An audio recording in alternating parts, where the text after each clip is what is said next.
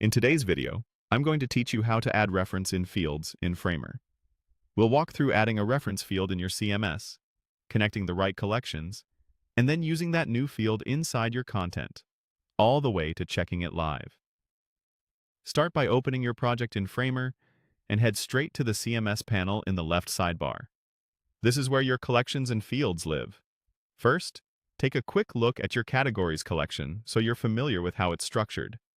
Open Categories, note the existing items and fields, then head back to your collections list. Now open the Articles collection. We're going to add a new field here so each article can reference other articles. In the Fields area, click the Add button, then choose Reference. When the picker opens, set the reference to point to the Articles collection. This means the field will let you select one or more other articles as related content. If you see options like allowing multiple references or enabling selection in the editor, turn them on. Then confirm any prompts with Yes to apply the changes. Save the field to lock it in. With the field created, it's time to use it in your content. Still in the Articles collection, open an article entry, for example, Getting Started.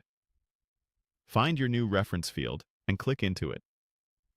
Select a related article such as What's New, then add a few more like Styling Elements, Importing Content, and Best Practices.